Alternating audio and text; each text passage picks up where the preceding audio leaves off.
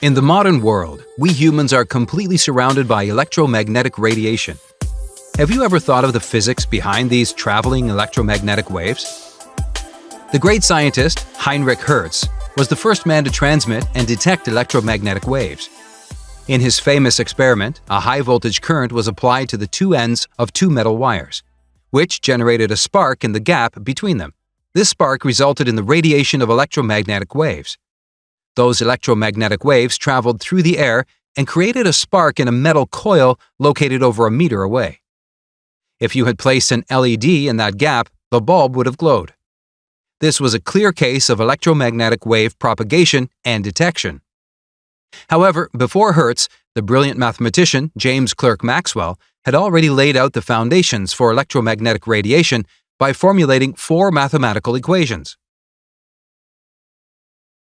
However, these equations and the Hertz experiment raised a question: how do electromagnetic fields detach themselves from wires and propagate through a space? More specifically, what we need is a traveling electromagnetic wave and not a fluctuating one. Let's explore this logically. Consider an electric charge, which is moving at a constant speed. The electric field around it is shown. Now, imagine for a fraction of a second it accelerates. After that, it continues its uniform motion at a higher speed. What we need to understand is the effect of this acceleration on the electric field. The interesting thing is that the information does not travel at an infinite speed. Instead, it travels at the speed of light. Similarly, the information about the sudden variation of velocity of the charge does not get conveyed to the whole electric field region. The field near it knows about it, but the field far away still has no idea that the charge has accelerated and it is still in the old state. Let's separate out these regions with the help of 2 circles. Since the electric field cannot break, the field between these distances must transition. This transition field is known as a kink. The kink moves or radiates outwards at the speed of light. To show the kink animation in a clear way, let's move the camera along with the charge. We can say here that the acceleration of the charge has caused an electromagnetic disturbance, or electromagnetic radiation.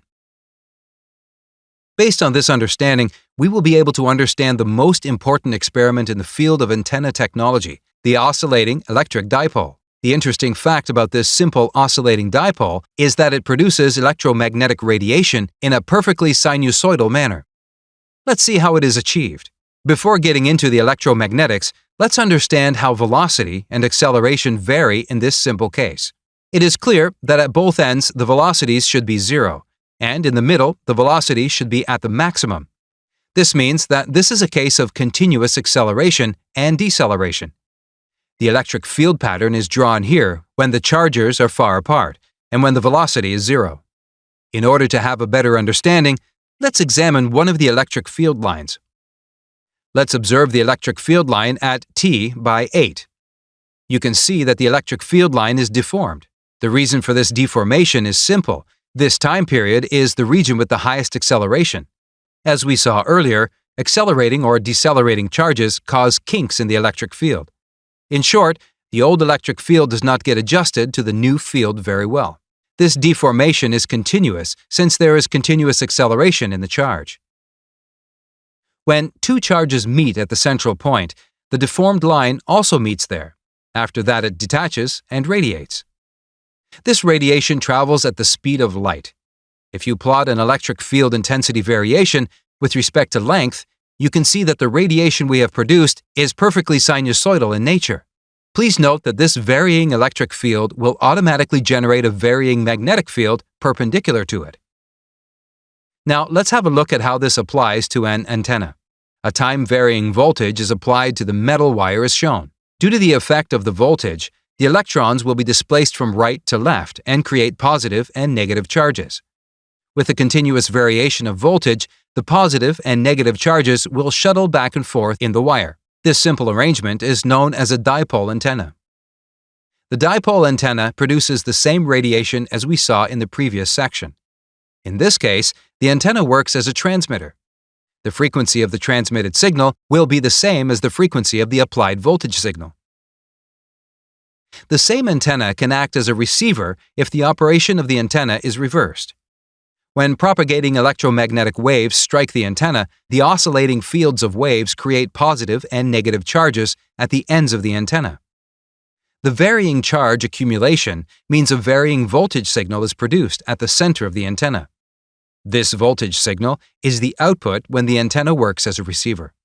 We can note here that for perfect transmission or reception, the length of the antenna should be half of the wavelength. This is the first antenna design criterion for proper reception or transmission.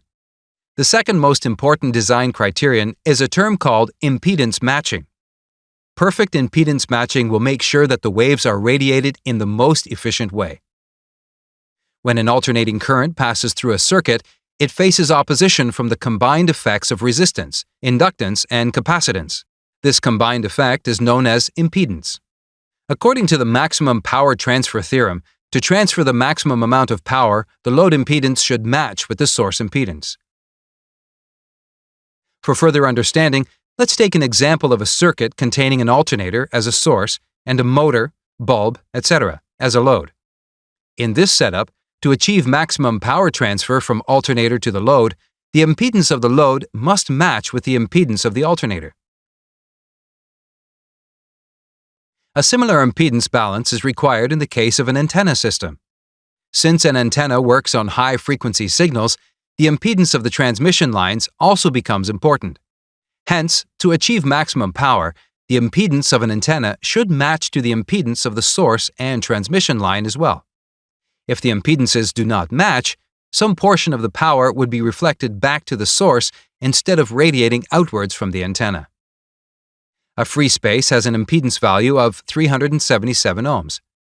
In a parabolic antenna, a waveguide is used as a transmission line, which has a different impedance value from the free space. That's why a feed horn is also included in a parabolic antenna. This way, the impedance of the waveguide is matched with the impedance of the free space so that the EM waves can be received properly. We hope the concept of such an important engineering phenomenon is clear for you from this video. And please, don't forget to support us. Thank you.